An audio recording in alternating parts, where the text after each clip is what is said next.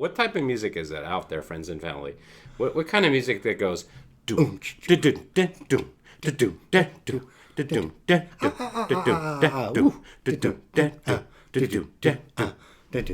What kind of shit is that? So is it time for us to begin?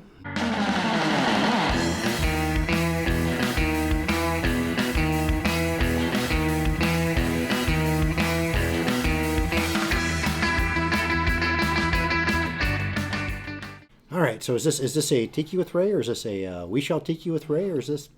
Yeah. So everyone out there, so just so y'all know, if my buddy Jason and I are on screen together, it is going to be a We Shall Tiki with Ray episode, which means it's a show that we are equally hosts. Yes. I'd been on with Ray enough times that he decided that he could elevate me to a more equal standing. Yeah, and Jason has as a saying, "We shall tiki." Yes.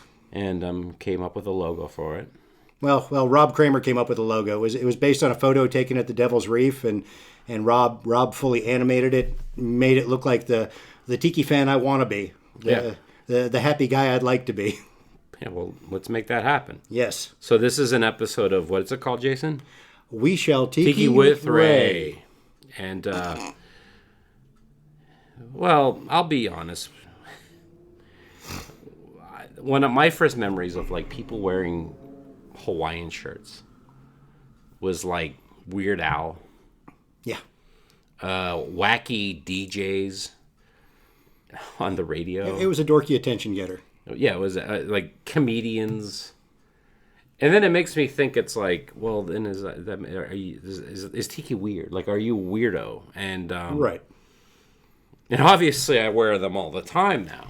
Yeah, there have been many times when you and I have been out at bars that serve tiki drinks or tiki bars, and somebody's come up to us and go, "I think it's so cool you guys are wearing a tiki shirt at the tiki bar." I'm thinking it's a Wednesday. It's just what I'm wearing. I mean, if it's a day that ends in a Y and I'm not at work, I'm usually in some kind of aloha shirt. Yeah, I know.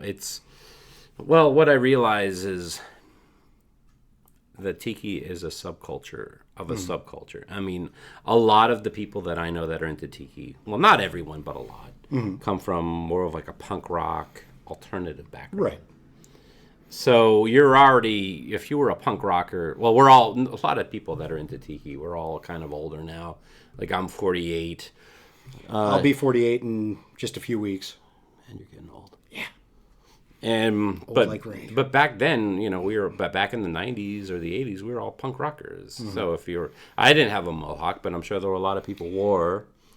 And I never put it off, but yeah, I had the off-center buzz cut that would have been kind of like a Half-Life mohawk kind of thing if I ever bothered to put it up. Yeah, so you're going to be drawing attention to yourself. But that was kind of the point, though. I wrote a blog post on a book called The Narcissism of Small Differences by Michael Zandorian. He's an author from Detroit. Mm-hmm. And yeah, he's into the tiki subculture and thrifting, especially tiki-related thrifting. Yeah. And it plays through in his stories. Yeah.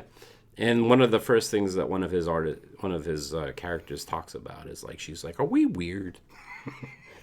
Because in the book, she's like, they're kind of like they go to like one guy goes to the tiki bars. They're into like old stuff, music and stuff like that. And it made me think about it. It's sort of like, well, I don't know if the weird is the right word, but I know something for a fact that it's like, as things have gone on, I'm definitely not the norm. Because I remember like when I would do online dating and stuff like that. And then you realize that it's like a lot of girls that I would meet, they're, for lack of a better word, normal.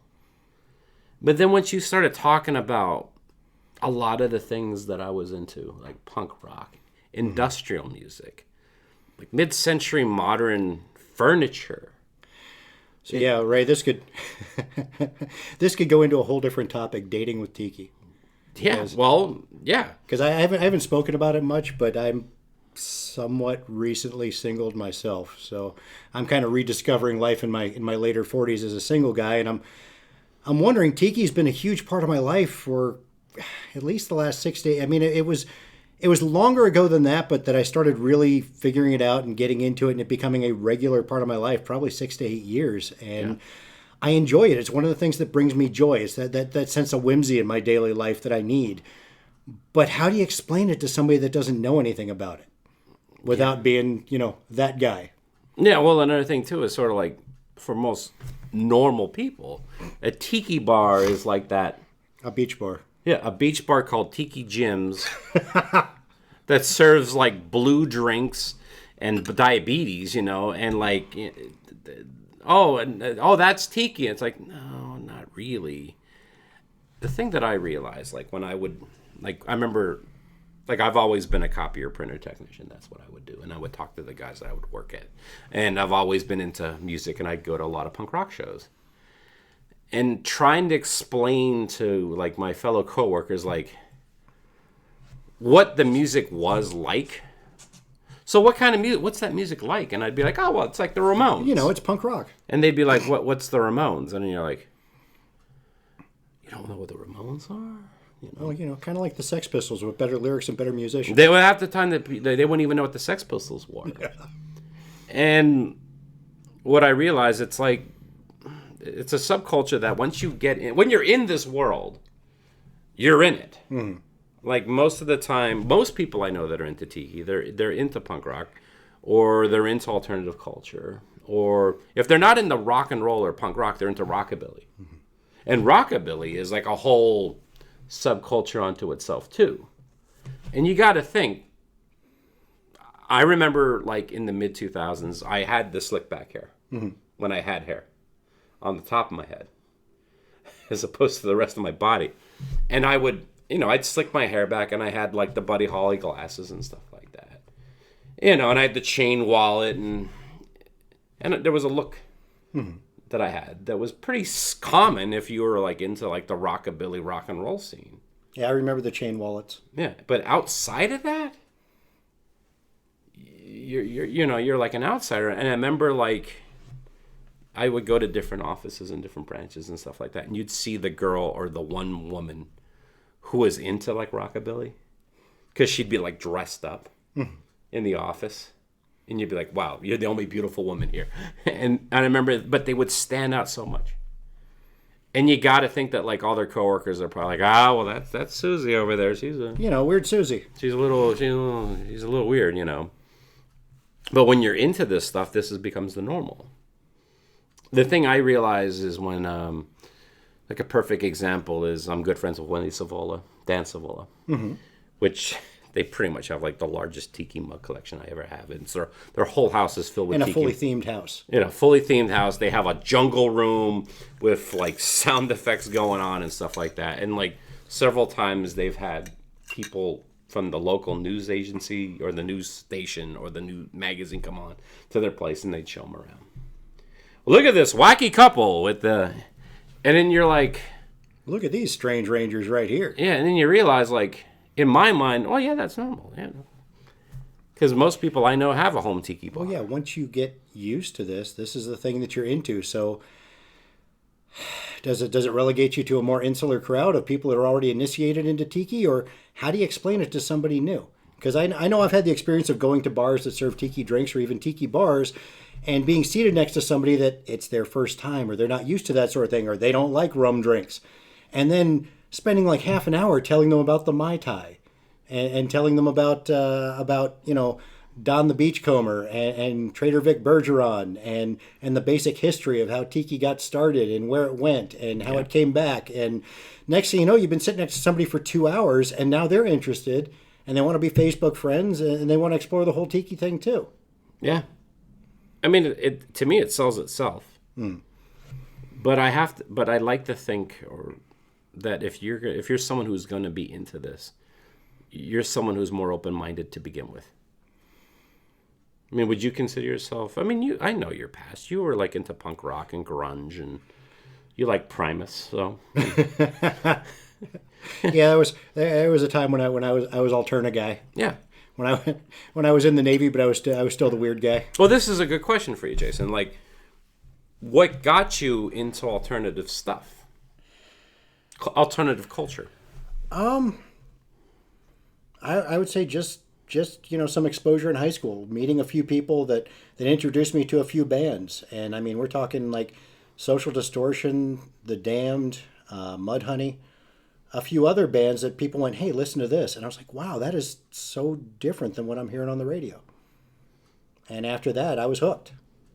Hey gang, we'll get back to the Tiki conversation here in just a second, but I want to let y'all know they have t-shirts for sale. They are screen printed in America. The artist is Tony Canepa, and they're going for $20 a piece, $25 including shipping. If you're interested in buying one, go to my website, tikiwithray.com, and then there's a tab that says buy a t-shirt. Click on there and just follow the prompts. So thank you very much. And let's get back to the Tiki conversation now. As far as dating throughout the years, and did you get to a point where like you could only really date girls that were into this stuff too? There was a time. There was a time when it was all punk rock girls, but. Oh, now it has to be all girls that wear muumuus.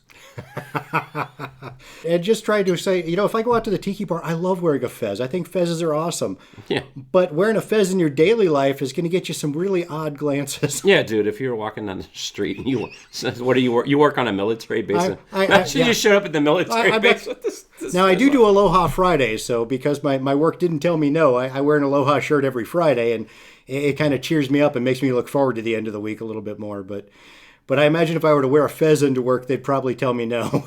Yeah. And it all comes back to that question of like, is like Tiki weird or are we weird? And I don't know if the operative word is weird, but we are definitely a little different. We have a very particular set of likes. Yeah. I guess one word would be colorful. Yes. But definitely eccentric. Eccentric, but definitely alternative. Yes.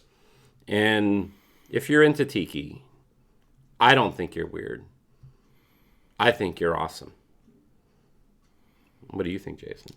I think if I see somebody else wearing an Aloha shirt out in public, I want to talk to them. I want to know where they got it. I want to know if that's what they normally wear, or if that's just today was just a day they were feeling kind of Tiki. Or what radio station are they tuned? Do you have to tune in to listen to them?